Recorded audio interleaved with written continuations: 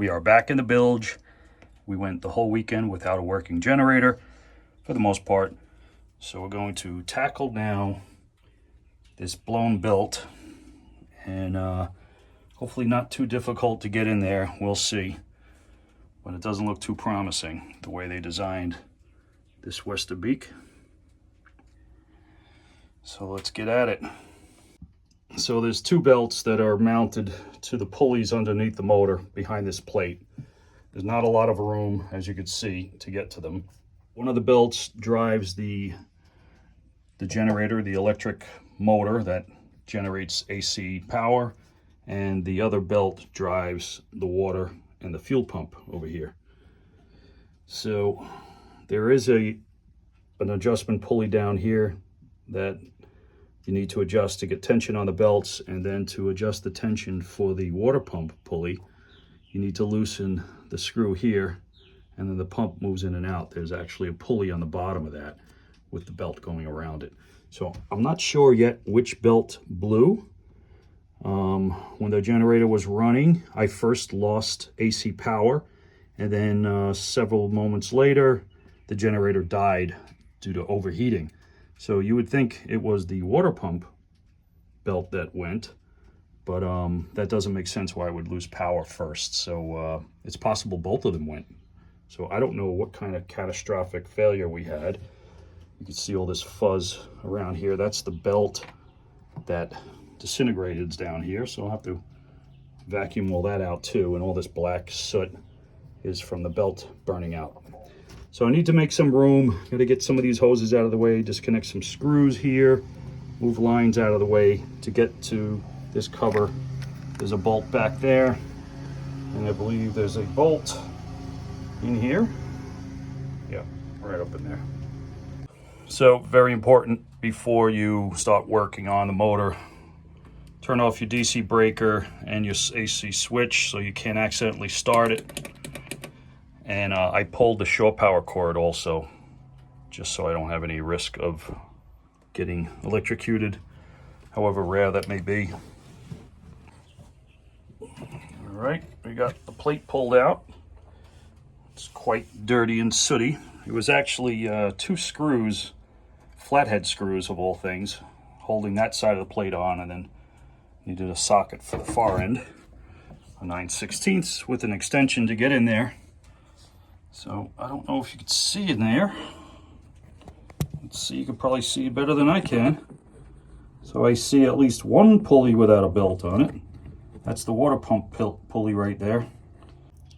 So that spring right there, that's the adjustment for the tension pulley.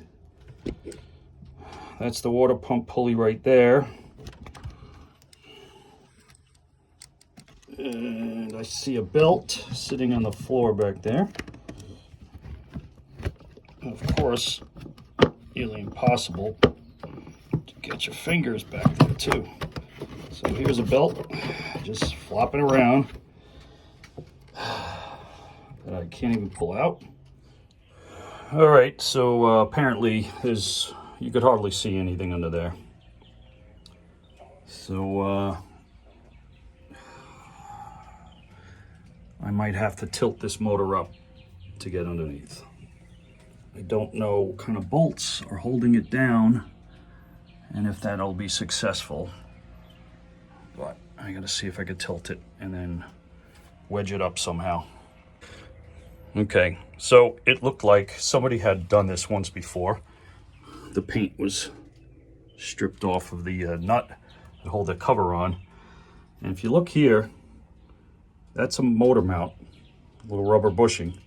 There's no bolt in it. So apparently this must have been done once before. So when I was looking around for bolts to loosen so that I could tilt the generator back, I discovered this.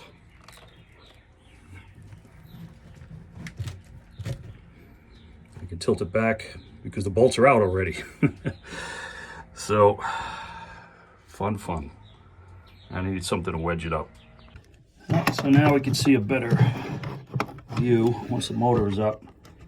It looks like both belts were fried. Maybe one went and then got jammed in the other one, You can cause them both to go. Who knows? But I was able to lift the motor up, wedge it up, push it forward, and get a block under there. Some 2x4s help. I don't know if the back bolts are actually holding this in or just gravity is holding this generator here. Who knows, because there's no bolt in the front. But look at how difficult it is to get in there to change those belts. Hard to even see what's going on in there. There you go. Get that out.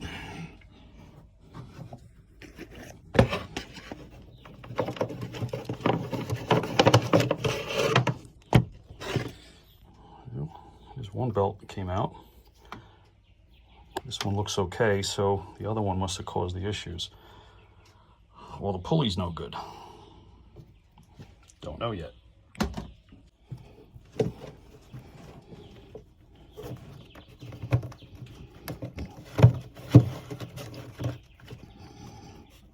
This is what I'd like to call a catastrophic belt failure.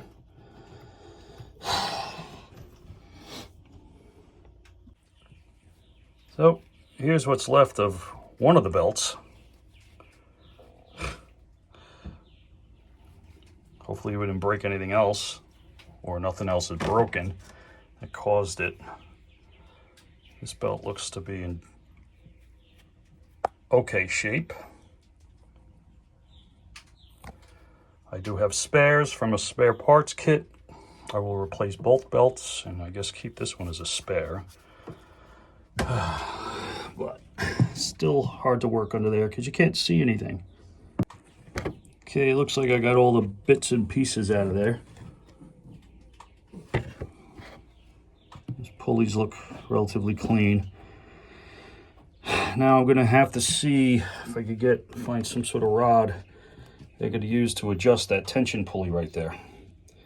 That spring has to be a certain length here, and you adjust it by putting a rod in these holes and then twisting this whole thing.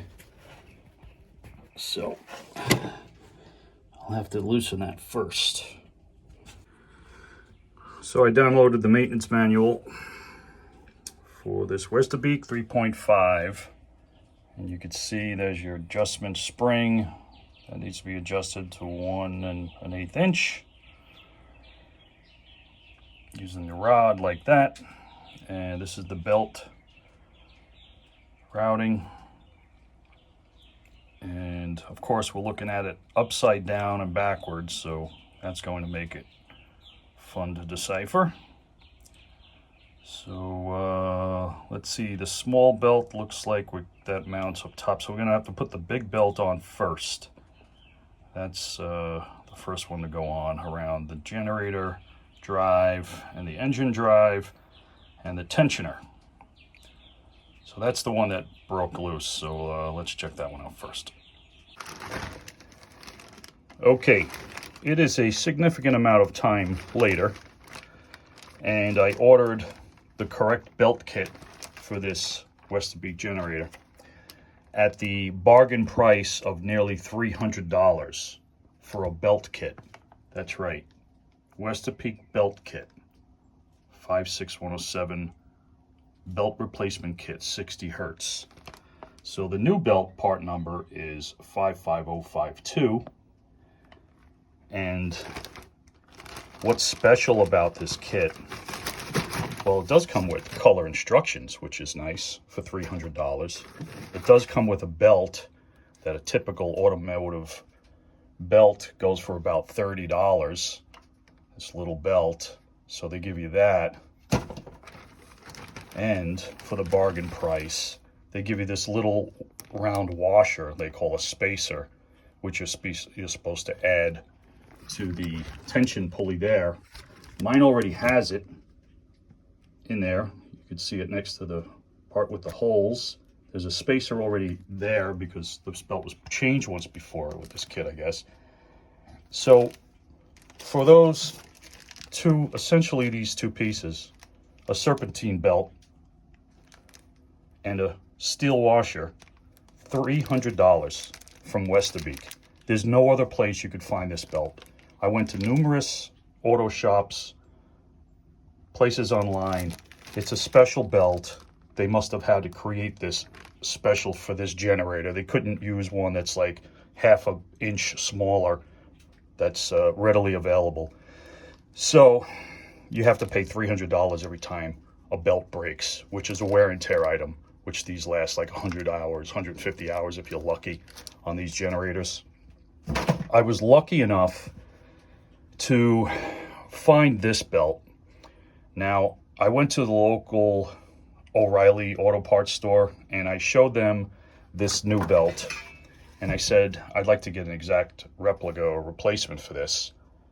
They couldn't do any matching with the part number because this is a specialized proprietary Westerbeke belt. That's why they charge so much money for it.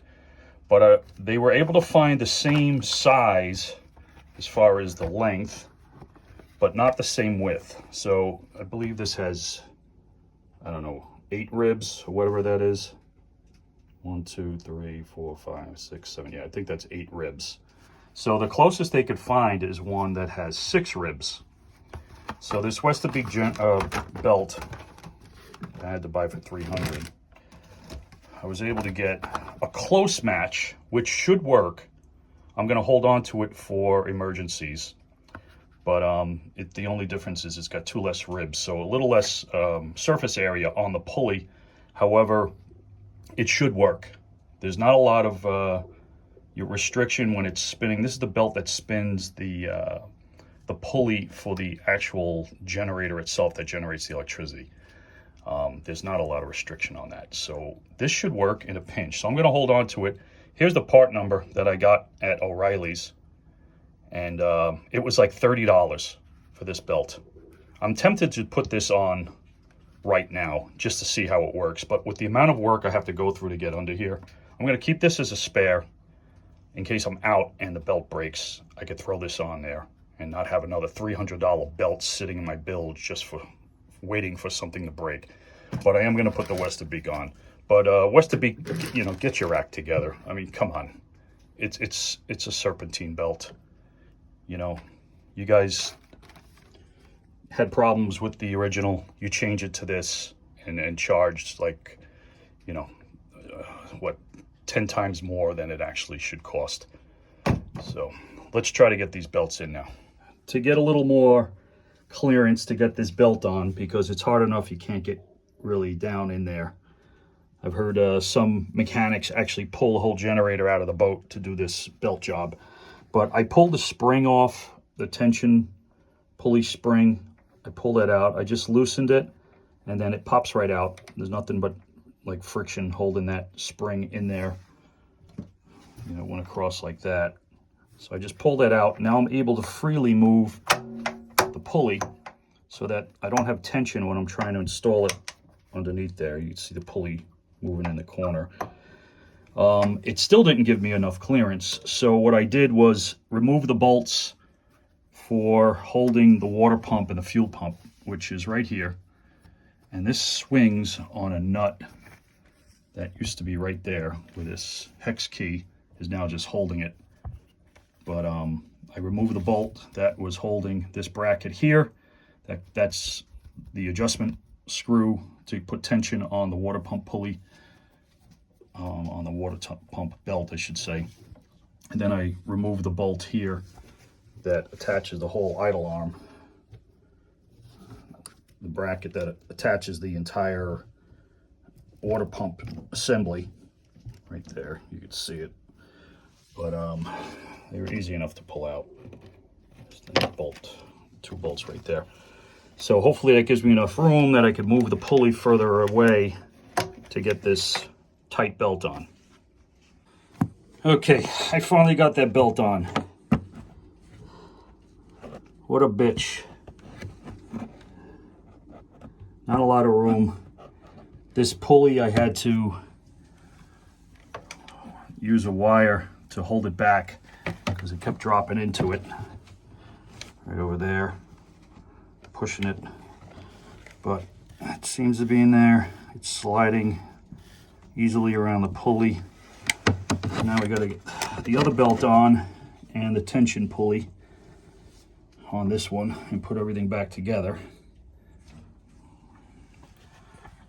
I hate these generators. All right, I got the belt and the spring back on, but if you see, it doesn't have the this so-called washer spacer. I just couldn't get this on. There was no way. I was laying into it, compressing the spring. I couldn't do it. But there's plenty of threads that I could tighten this down to the required pressure. So I don't know why. Maybe they want the spacer there when you run out of thread space pushing this belt in. I don't know. But I'm just going to leave it like this. There was no way. I was going to break something trying to compress this. This belt is probably just a hair too tight. And so now we'll compress this the spring pressure. You can see that going, getting tighter already just by hand. And we got to get that down to, I think, what is it? 1 inch compression of the spring. So we got our tape measure. You can see it's got to go quite a bit. It's got to go down right to that one. So about a little over ½ an inch, I got to compress it down. So this is the method to tighten the spring. I'm just using a hex key. Anything that'll fit in that hole. Just keep tightening this till we get 1 inch. All right, we got that tension to 1 inch. Let's put the rest of it back together. Okay, we got the bolts back in to adjust the water pump pulley. Now we just got to get that belt on. That's this little belt right here. Now only if that belt went on as easy as the other one. So we just got to tighten this tension. All right, we got the belts on. We have the water pump belt tensioned. We have the spring tension at 1 inch. All these bolts are back on and tight. Just make sure all the belts are sitting on the pulleys correctly in the grooves. Everything feels good. There's good tension on the belts. All right, let's lower this thing down, start buttoning her up, and test fire her up. I'm going to hold off putting the belt cover on yet until I can see after we start it and how the belts look flopping around in there. So here's a moment of truth. Let's give her a crank, see what happens.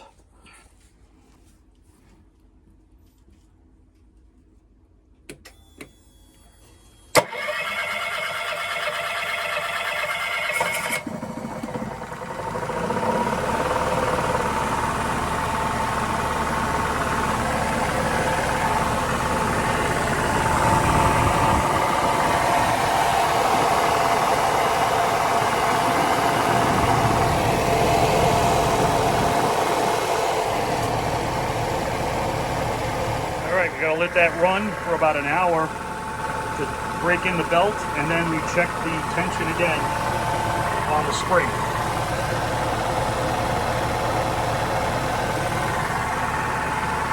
See how it's putting out power now.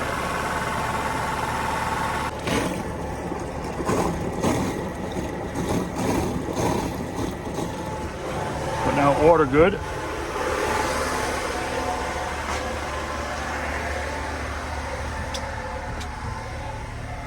Generating power. Let's try our AC.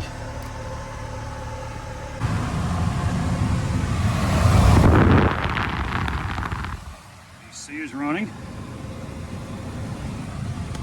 Let's let that run a little bit. It hasn't run in a while. AC's pumping good. All right, let's let that run for an hour and come back in a little bit. Okay, Jen's been running for about an hour or so. Ooh. Getting cooler in the cabin.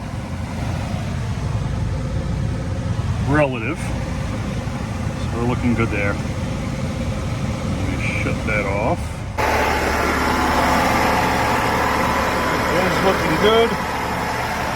QR codes.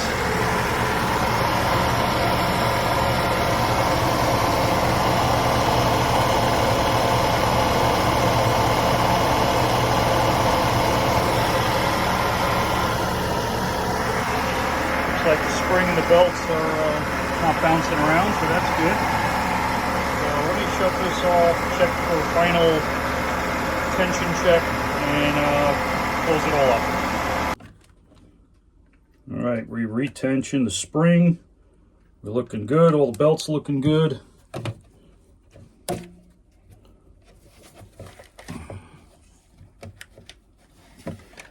We're going to put the cover back on.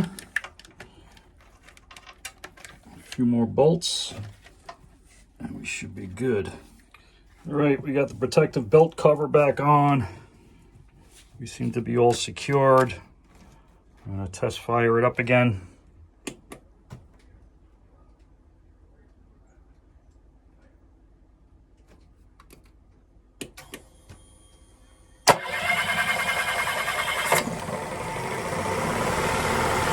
Thanks for watching, guys.